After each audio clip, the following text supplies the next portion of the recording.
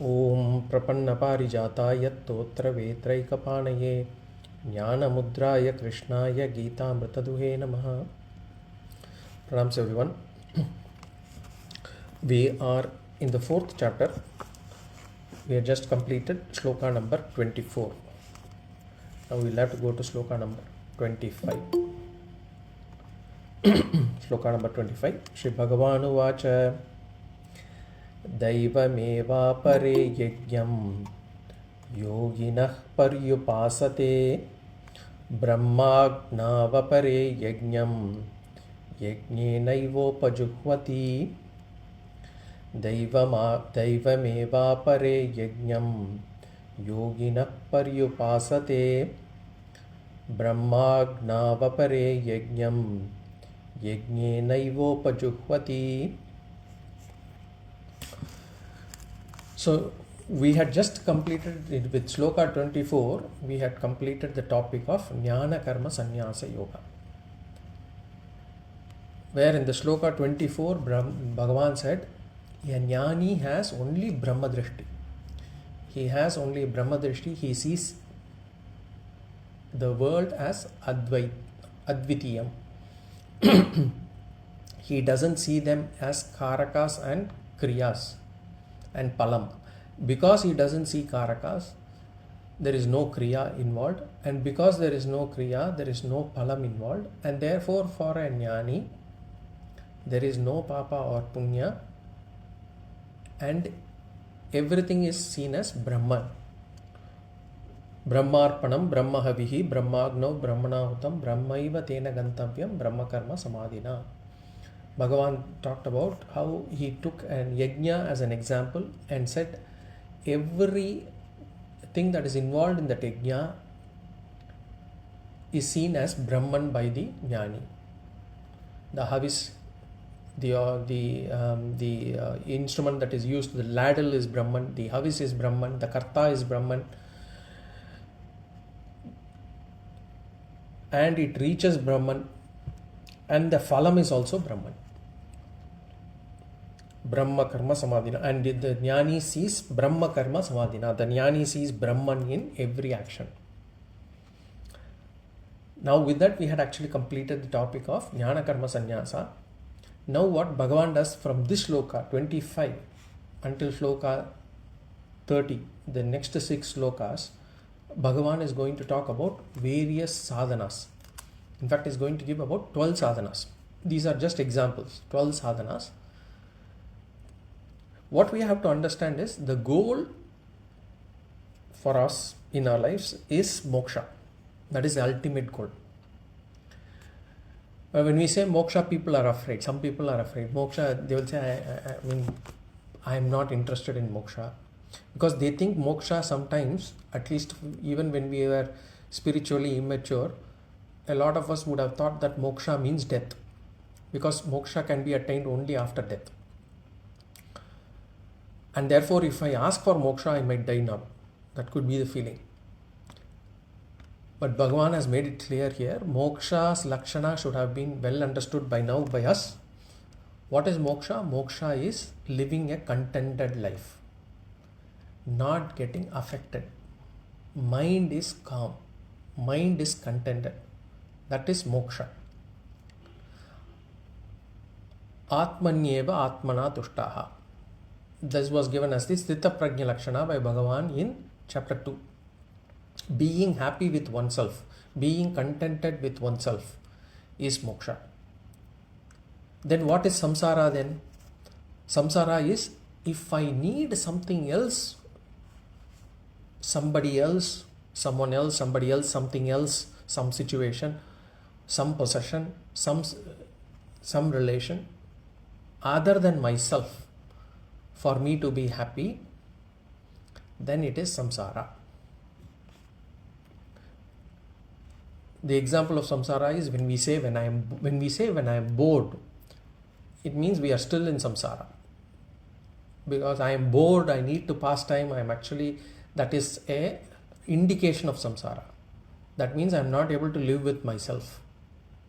I have to be dependent on someone, something else to make me happy, to make me feel good, so to speak. What is moksha? Moksha is contentment in mind. And that contentment will give us independence. I am not dependent on anybody, and therefore nobody else can actually be responsible for my happiness or sorrow, and therefore nobody holds the key to my sorrow. Nobody or nothing holds the key to my sorrow. Now, what are the sadhanas to attain moksha? We have talked about the sadhanas. Now Bhagavan is going to give us 12 sadhanas here. But these 12 sadhanas he is dividing into two. Both of them lead to moksha, but one set of sadhanas are indirect sadhanas for moksha, and another set is the direct sadhana for moksha. So that is how Bhagavan is going to split. And Bhagavan is going to say that the direct sadhana for moksha is jnanam. When we say jnanam means knowledge. What knowledge? Ātma-jñānam, Brahma-jñānam. That is one sadhana that is required, that is a must, that is the direct sadhana for moksha. Then all other sadhanas. When we say all other sadhanas, right from pranayama, or if somebody is standing on head, or to fasting, to going to temples, chanting, meditation, upasana, whatever we talk about, all of them are going to be classified into another list. And that list is indirect sadhana for moksha. Somebody might ask, if jnana is the sadhana for moksha, somebody could get it out. If jnana is the sadhana for moksha, then why should we do vratas? Why should we do this indriya samyama yoga, or basically restrain our sense organs, do mind control, fast, do the chanting, do the japas, do pujas? Why should we do all those things? After all, jnana is the direct sadhana for moksha. Why should I do all these other sadhanas? Bhagavan is going to say all these sadhanas are required, are needed for getting jnana. Jnana is the sadhana for moksha. All other sadhanas are for be able to qualify ourselves to get this jnana. So one is jnana sadhanam, jnanaya sadhanam. So one is the qualifiers, and the other one is the finals, so to speak, you can say. Another thing we have to understand is when we come to spirituality, there are a lot of people will give us various sadhanas. Some people will say, do meditation, or some people might say, take vratas. Every Ekadashi you do vrata, or every Somavara do vrata, or Guruvara do the vrata, or go to Tirtha Yatra. All of this could be confusing because we don't know. We might feel whether this is the right sadhana, whether I should do this sadhana or that sadhana. What if I actually, spend my life doing the wrong sadhanas? That sort of confusion could come to us. So Bhagavan is clarifying here. He is saying, it doesn't matter. Do whatever sadhana, but do sadhana. Do whatever sadhana you want to do. But Bhagavan is giving a knowledge here. He says that all these sadhanas is only meant to qualify you for jnana. But that sadhana that will give you moksha is only jnanam. These sadhanas by itself will not give us moksha. So that is what Bhagavan is going to clarify here.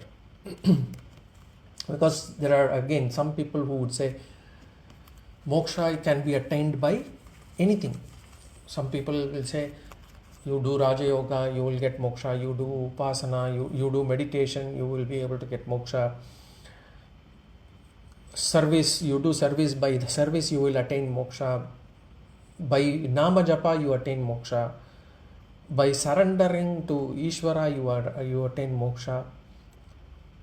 Prapatti they will say, or they will say There are various things people might say, saying that, to reach a destination, there could be multiple paths.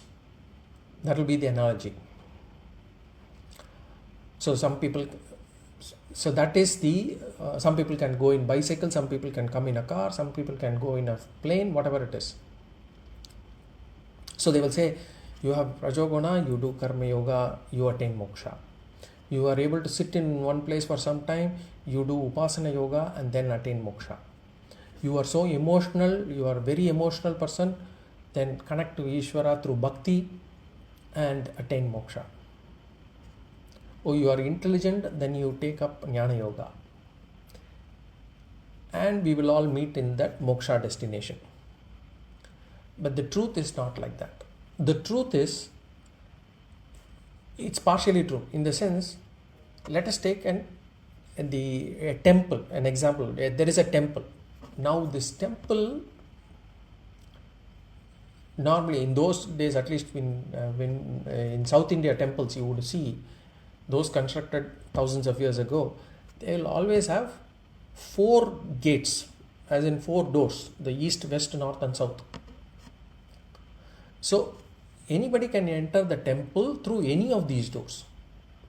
So east, west or north or south, anybody can enter the temple through any of these doors. But once inside, to go to the Garbhagriha, there is only one door. So obviously you can meet outside the temple through any of the destinations that you have taken. You can actually come into the temple through any of the doors. But there is only one Garbhagriha door, there is only one Jnana door for moksha. In the same way, all these sadhanas are valid until we get to Jnana. But to get moksha, there is only one door, and that final step is to attain Jnana. Here too, in the class, suppose one person we should have done some amount of sadhana in our previous lives or in current life to come to Jnana Yoga in this life. So we could have done certain sadhana, somebody could have done Karma Yoga in their lives, somebody could have done Bhakti. The fruit, the benefit of that sadhana is being able to sit in this class and listen to this. But this is Jnana Yoga sadhana. We cannot go and say, this is the place, this is moksha. Nobody can meet in moksha. Similarly, when they say we will all, every path is there and finally is moksha, there is, nobody can meet another person, because in moksha there is nothing else, there is only one, Advaitam. So there is nothing there for me to say I have met another person there. So Bhagavan is going to basically call out the sadhanas, and what we have to understand is there are 12 sadhanas he has given. 11 of them belong to the category of Jnana, for Jnana Yogyata Prapti. The one sadhana is going to call out for Jnana Yoga.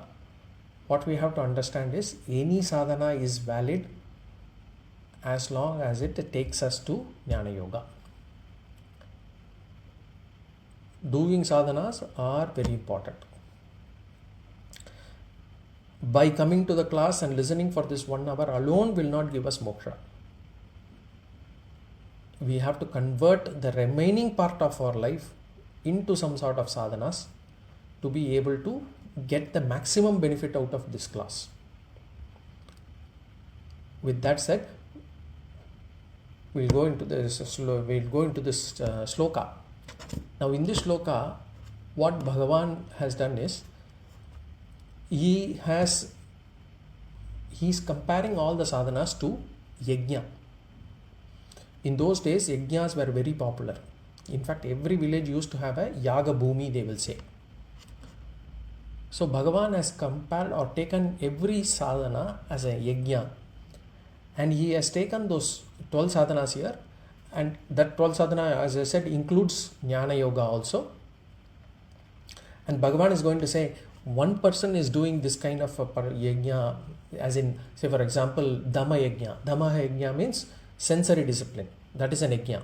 One person is doing Shama Yajna, as in mental discipline. So on and so forth. So from 25 to 30, there will be sadhanas given that are to be considered as yajna. Now, what is an yajna or yaga? Remember, we just now saw Brahma, Agni, Brahma. We saw in Sloka number 24, Brahmarpanam, Brahmahavi, Brahmagnau, Brahmanautam. So that is also an yajna. Now Bhagavan is going to take the other sadhanas and consider them to be yajna. So what is yajna or yaga? If we say yajna means havis tyagaha yagaha. That is the definition for yaga. Havis tyagaha means you basically give havis. That is called as yaga. If we have to further simplify yaga, then we say tyagaha yagaha. Anything we sacrifice is yajna.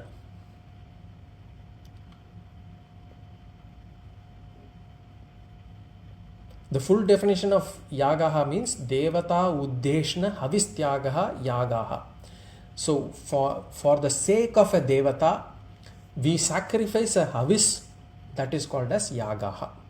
So keeping a devata in mind as a sankalpa, we sacrifice this havis in Agni Kunda, that is called as yaga. Now what do we need to do is, in the sadhanas that Bhagavan is going to give, is going to list them, we will have to probably understand from that what is to be considered as havis and what is to be considered as Agni. As in, what is it that I am going to sacrifice and to where I will have to sacrifice. To what I will have to sacrifice. This is how we have to understand.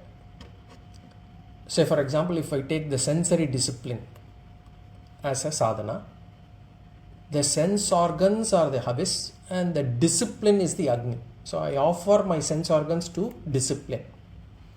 That is how we have to understand. This 24 to 30 are not very important, as in there is no new knowledge that is given here. And it is not that only these 12 sadhanas are the sadhanas. It is just for us to understand or for us to cultivate by talking or by saying this again and again. It is for us to cultivate that every action, or for us to understand that every action can be considered as a sadhana as long as we have this yaga buddhi, as in we have a devata in mind or we have a sankalpa in mind, and with that sankalpa I do certain things as an offering to Ishvara. So we can convert all the actions as karma yoga. So how to convert all sadhanas into karma yoga, how to convert all actions as karma yoga, is what we can actually take away from here. So when these sadhanas are being discussed, what we have to do is, we have to see what is the havis equivalent, what is the Agni equivalent, and thereby understand each of them as yaga or yajna. Now this is from 25 to 30, 6 slokas. After 30, Bhagavan will compare all the sadhanas, and Bhagavan is going to say, all these sadhanas will remove our papa and make us qualified for Jnana. He will then say, Jnana will give us moksha. Then further he was going to say, from where does one need to attain this Jnana and what are the benefits of this Jnana? That he is going to do it after Sloka 30. Now let's go to Sloka 25. Now in Sloka 25, 2 sadhanas are discussed here. The first sadhana is yajna itself. Then The first sadhana is yajna itself. The second sadhana, we will see this jnana yajna, what we said as the direct sadhana for moksha. Now the first yajna is Deva yajna. Deva yajna.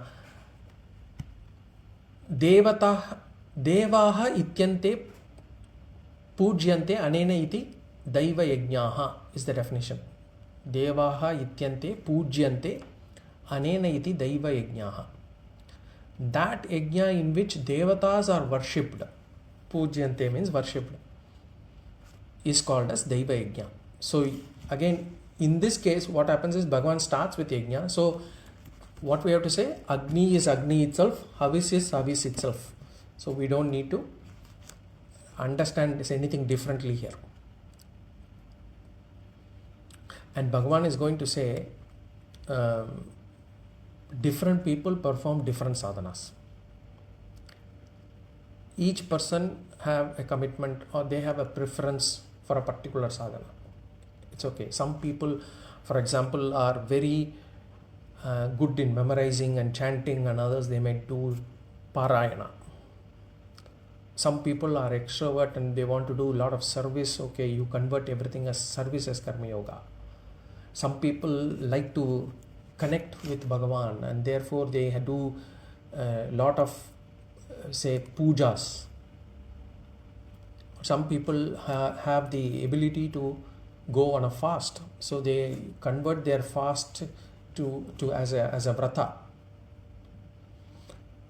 So different people, based on their commitment, based on their preference, can pick up any sadhana.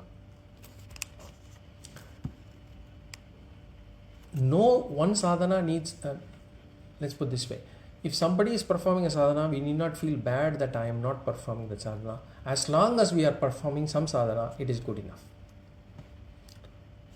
Okay. Now we'll go to the sloka. Daivameva pare yajnam yoginah paryupasate. Daivam yajnam. Daivam eva apare. Daivam eva apare. Daivam eva apare yajnam. So Deva yajnam. Daivam yajnam means Deva yajnaha. Eva apare. Eva means alone. Apare means some. So some people alone Deva yajna. Who are these some people? Yoginah paryupasate. Yoginah means yogis. Now we'll have to add another word before this yoginah, karma yogis. So some karma yogis paryupasate, perform. Some karma yogis perform Deva yajnam eva. Some karma yogis perform Deva yajna alone. Or in other words, some yogis perform yajnas alone. This is the first sadhana. Daivam eva pare yajnam yogina paryupasate. Now the second line, Brahmagna vapare yajnam. Brahmagna vapare yajnam yajne naivopa juhvati. Brahmagnav.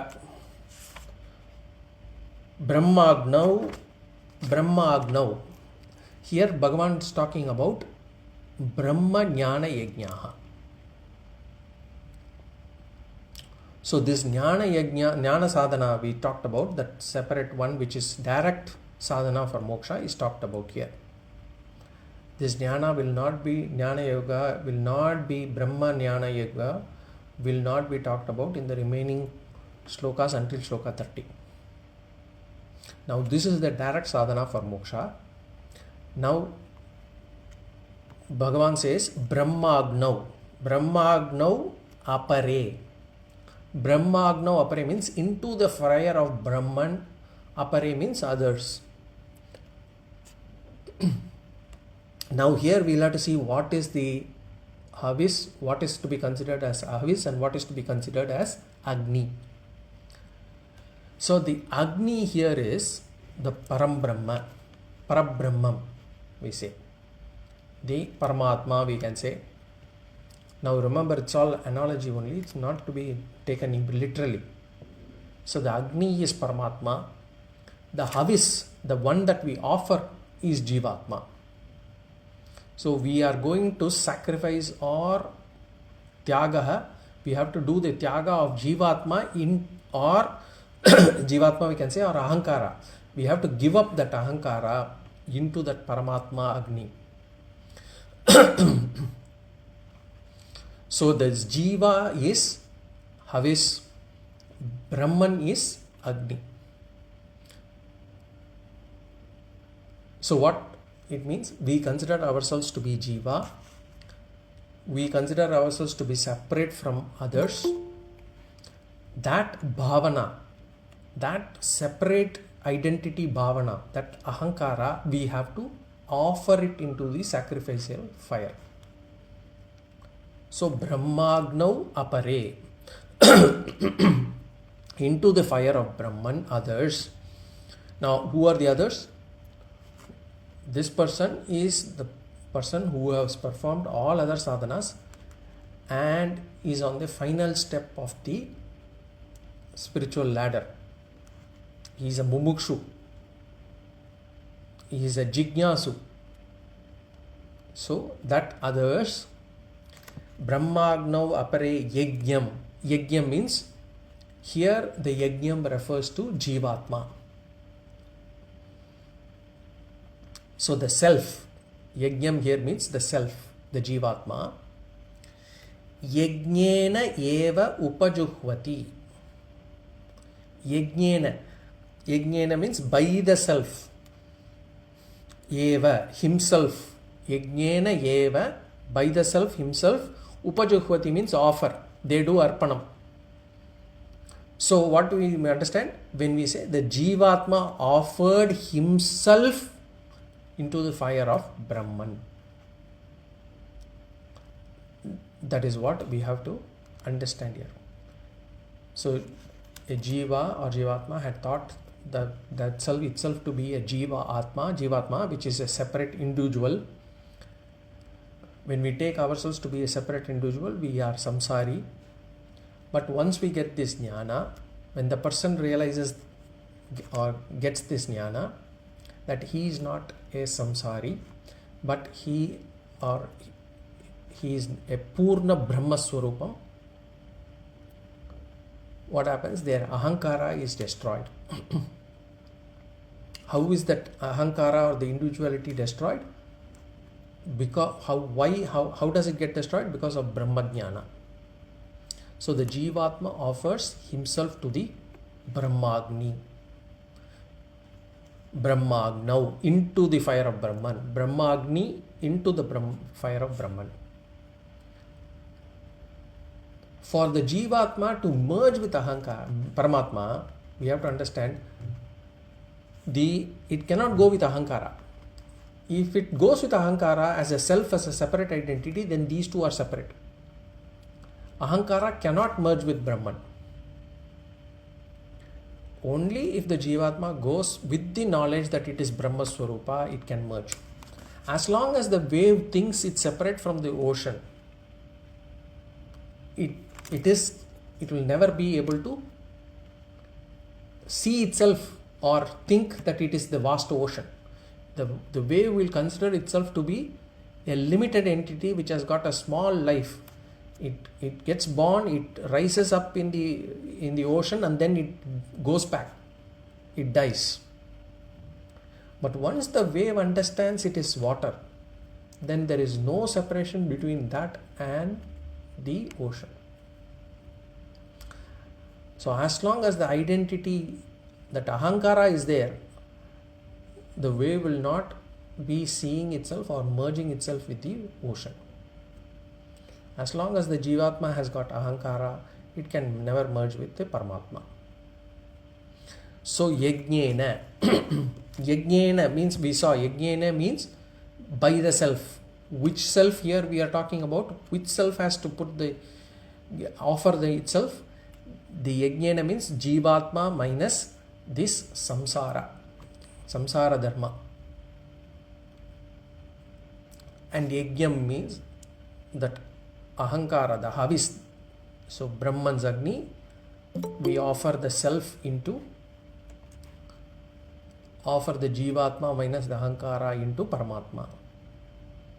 So what we have to understand, some yogis offer the very self, by the self, into the fire of Brahman. That is the second line's meaning. Apare yoginah samyogis upajuhvati, offer yajnam eva, the very self. Who offers? Yajnana, by the self.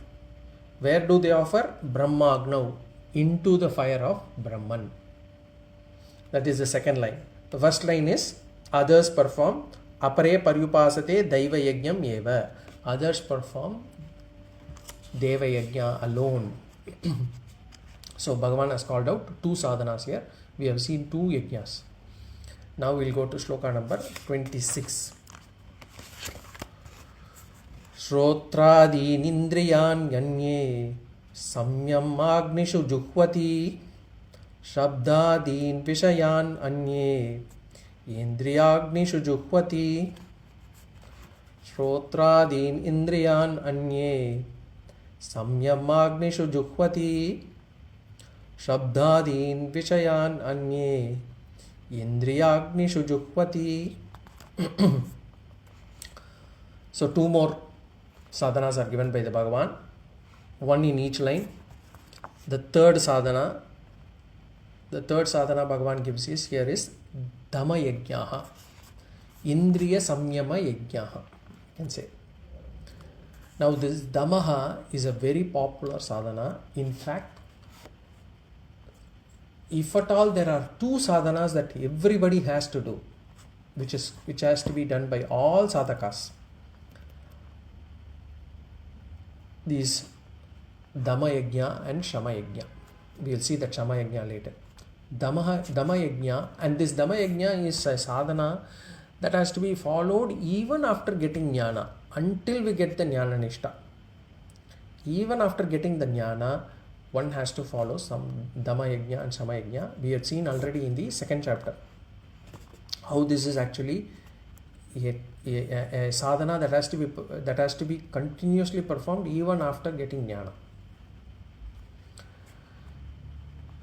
Here what we are talking about, Indriya discipline, Jnanendriya, Karmendriya discipline, you can say. And again, this has been called out as an yajna by Bhagavan. When we say Damaha, what it means? It means disciplining our sense organs, or we can say controlling our sense organs, moderating our sense organs. See, generally the health of our body, physical body we are talking about, is determined by the quantity of the food that we have, the quality of the food that we have, the type of food that we have. And we take it only through one input, which is the mouth. So through one input, whatever we take, it determines the health of the body. We are these days very concerned about the health of the body. People talk about having proteins, having proper food, proper nourishment, multivitamins and all those things, avoiding fried food and all those things. So much we give importance to the physical body, which has got only one input. But what about mind? The health of our mind is determined by the quantity of stuff, the quality of the stuff, and the type of stuff that we take through the five sense organs. There are five inputs to it: the eyes, ears, nose, smell, the eyes, ears, nose, tongue, and the skin. So the health of our mind is determined by the inputs primarily through the eyes and ears. The mind is nothing but the make of the impression it gets. In Tamil we say Sarvadavade Manam. Whatever impression it gets, it can be even a word that is passing by. We hear it only once, but it can also create an impression. So Bhagavan says some yogis follow sensory discipline. That's why it is important why we say about satsanga. Because in satsanga, first of all, if we don't do satsanga, we will fall into dursanga. And in dursanga, we will see a lot of things. Although we might say I am not getting affected by them at that point of time, the impressions are created deeply into the mind. And that will come back to us. So here Bhagavan says, some yogis follow sensory discipline. In the sense, they give the mind only healthy things or things that can weaken the mind. Things that can weaken the mind are not tasted, not heard, not seen, not touched, not smelt. So that is meant by sensory discipline. All the sense organs are disciplined. If all the sense organs are disciplined, the mind gets healthier, the mind gets stronger, the mind gets peaceful. That is how we can discipline the mind. One way of disciplining the mind. Now, that is not the only way to discipline the mind. Mind has got other problems also. We'll see that when we come to Shavaha. But sense organs as inputs create lasting impressions in the mind. So that sadhana is called out by Bhagavan here. And in Viveka Chudamani, Shankara says, a weakness in one sense organ is enough to bring destruction to an individual. Weakness in one sense organ. And he gives some examples. The examples is, remember the fish has a weakness for taste. It cannot resist bait. So hence it gets caught. So in fishing water, they offer a bait, a worm or something. The fish cannot resist it.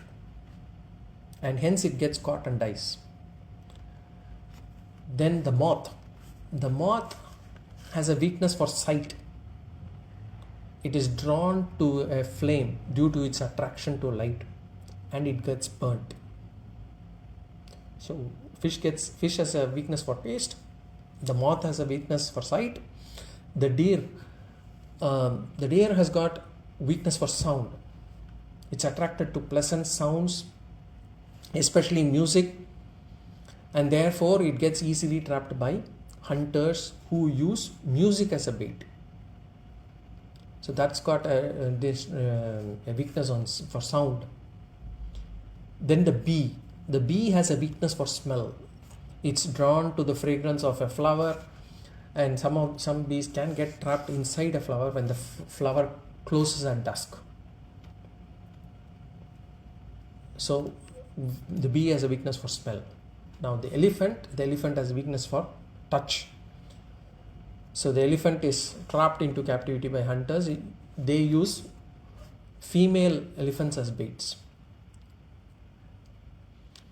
So weakness in one sensory organ is enough to bring down a jantu. It could be an animal or an insect. Then what about human? Human have weaknesses in all five. And therefore, Shankaracharya says it can bring out its destruction. The weakness in the sense organs can lead individuals away from spiritual realization. There are so many people who have actually probably progressed spiritually, but because of their weaknesses in one sense organs, they deviate from the path and they fall further into samsara. So sensory discipline is extremely important. In fact, our shastras say that a society's state is reflected in the sensory discipline practiced by individuals. How good is the society is determined by what sort of discipline or how disciplined the individuals are.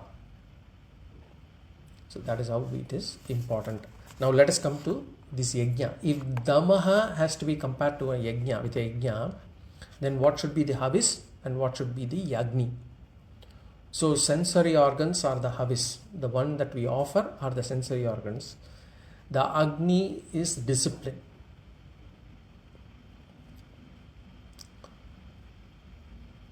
Or we can say basically the willpower becomes the Agni.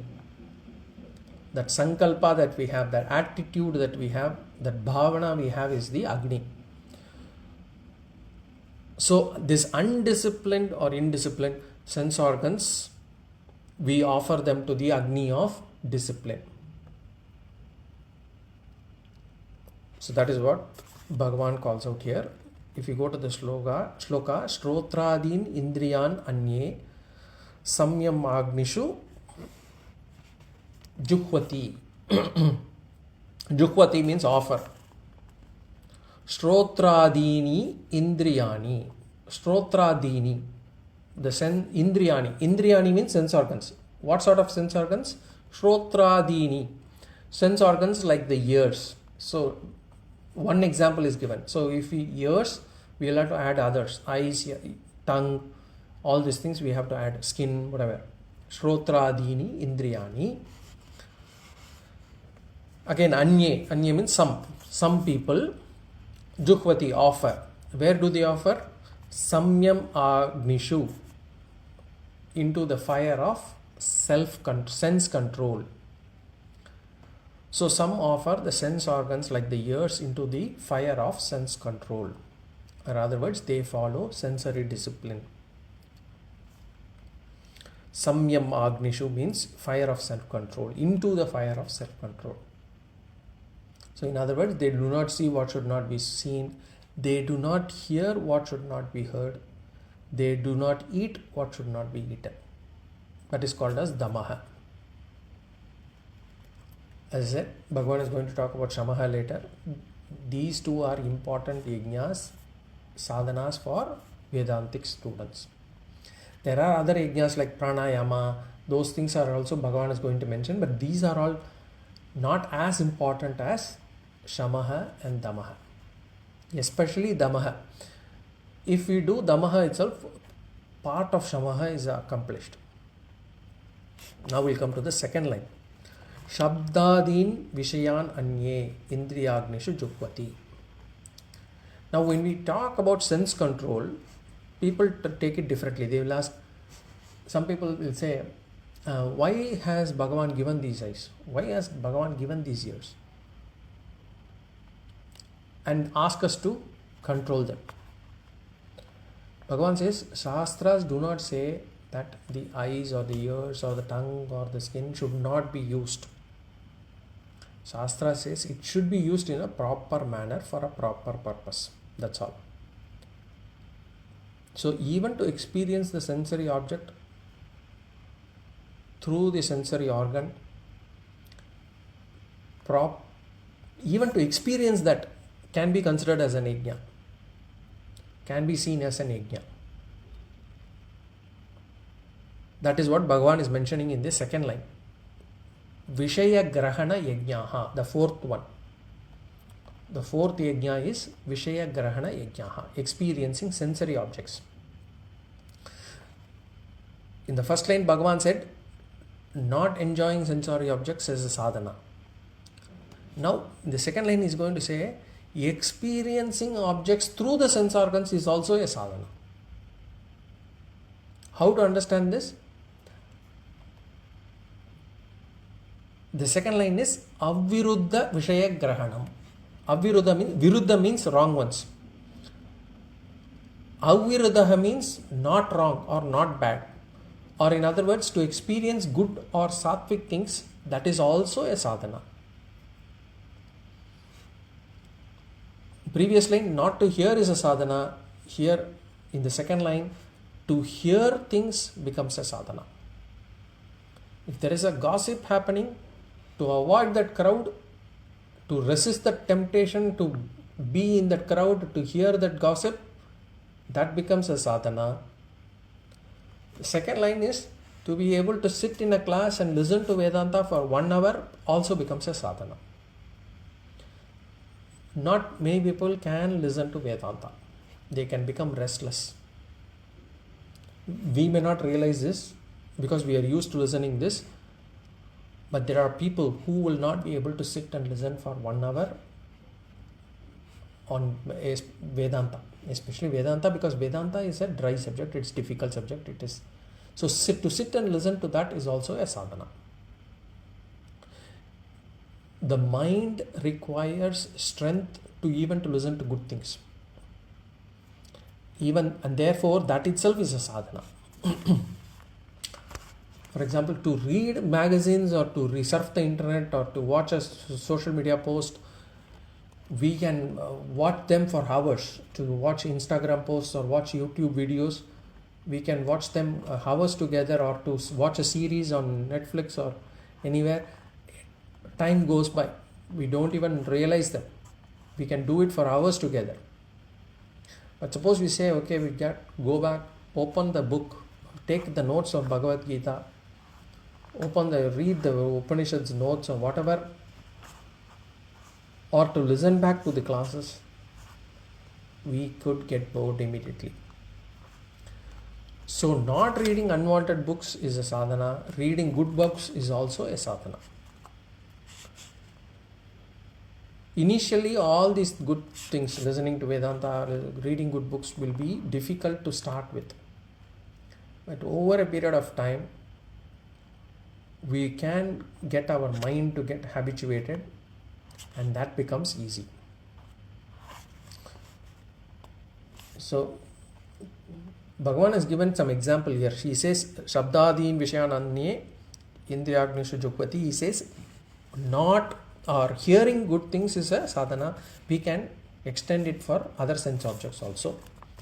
Watching other good things is a sadhana. Saying good things through the mouth is also a sadhana. We can extend them. So when we go to the sloka, Shabdadin Vishayan Anye. Shabdadin means like sound. Bhagavan himself has said like sound. Vishayan means sense objects. Again, Anye means others.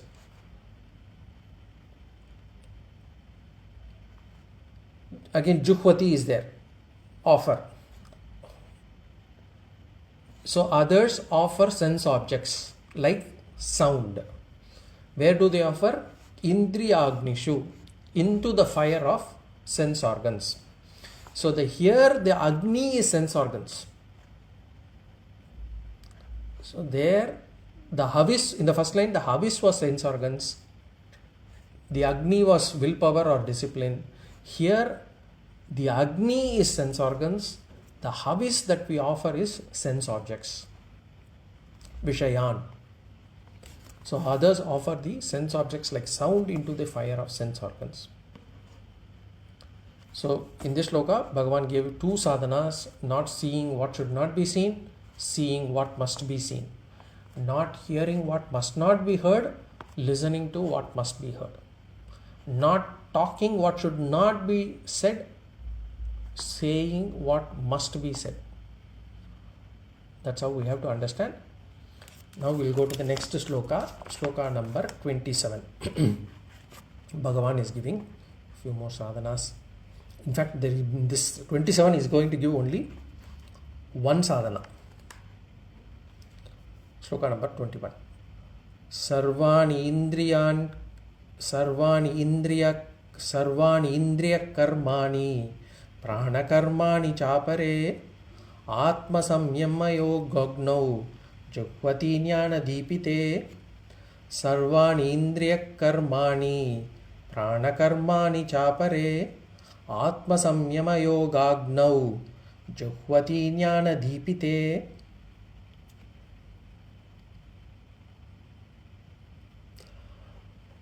So here Bhagavan is giving the sadhana of Shama-Yajna. I told you the mind control, ātma-jñāna yoga. This is so important. Bhagavan has given one full sloka for this itself. Mind control. Atma here means mind. When we say indriya samyama, it does not mean that it doesn't mean that I should stop listening to it. I should stop listening everything. I should stop talking everything. It only means disciplining the sense organs. And when I say disciplining sense organs, if there are certain things that I don't want to see, I am able to close my eyes. I am able to close my ears. I have this possibility. Even being in that place, I can still close my eyes. I can still close my ears. That possibility is there. But when we say ātma-jñāna, the mind cannot be closed. It is very difficult. Even for eyes, when we say eye discipline, when seeing things that we want to watch, there might be other things that we do not want to watch also may come into our vision. We may want to hear something from, but there could be some other things that are being said also that could also be heard. So that is possible. But we can always restrict our eyes and ears. But mind restriction is going to be always difficult. That is one thing. The other thing is, when we happen to hear something which we should not hear, when we watch something which we should not watch, then we have to protect that second layer through our mind. So the mind has to be trained enough to, or disciplined enough to control that also. And mind control can be seen in many ways. Here now we will see 1 or 2 points. We had spoken about mind control in the 2nd chapter. Here we will see about 1 or 2 points. We will again see about mind control in the 6th chapter. The 6th chapter is all about mind. So what happens is, when unwanted things get in our mind through the sense organs, we still have a choice on whether those things or whether those sensory objects, whether it can affect our mind or not. It depends on how strong our mind is. It depends on how much of willpower we have. Remember, not everything that we see or hear will affect our mind.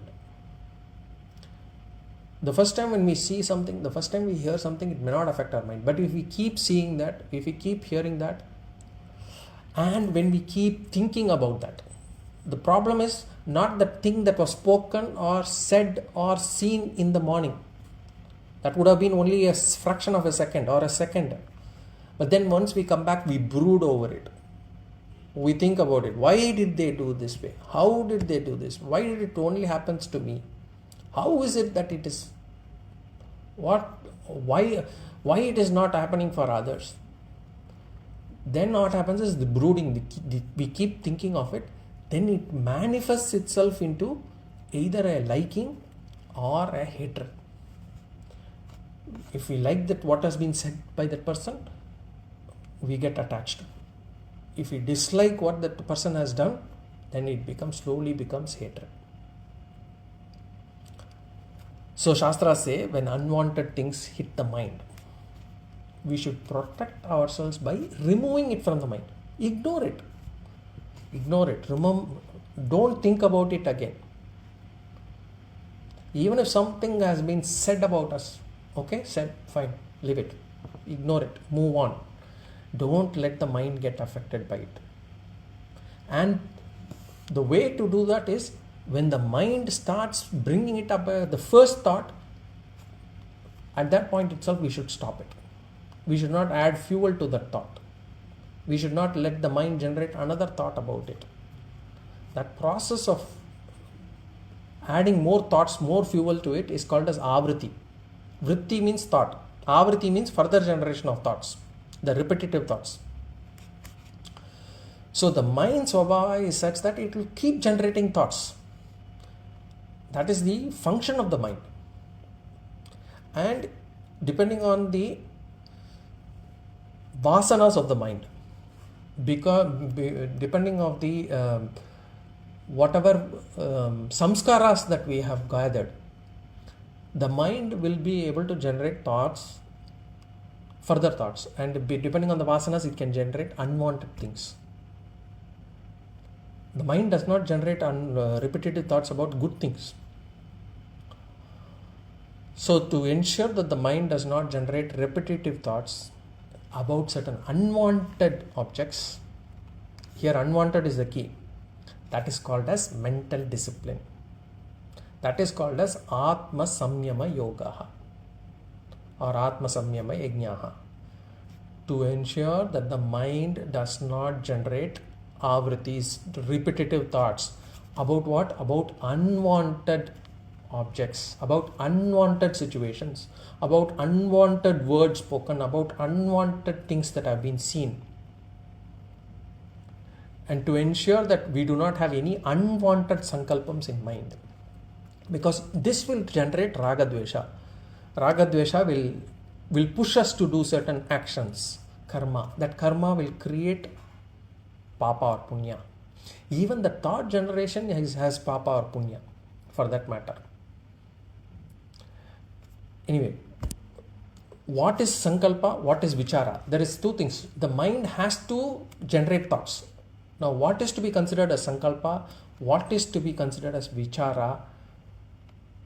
We will see that in the next class. And what should we do to discipline the mind? We will see them in the next class.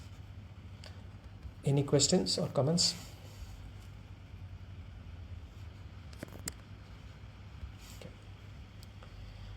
Sorry, Balaji, could you repeat what are all the yajnas we have covered today?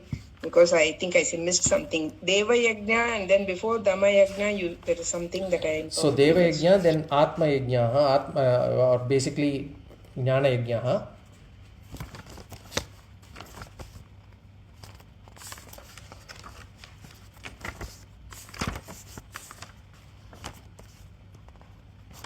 Deva Yajna first, then ātma-jñāna, then third one is Rashi.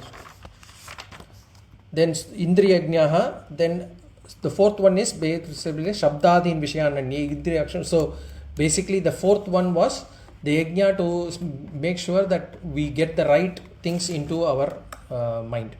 So Vishaya Grahana Yajna, that was the fourth one. Then the fifth one is right now we are talking about Shama Yajna.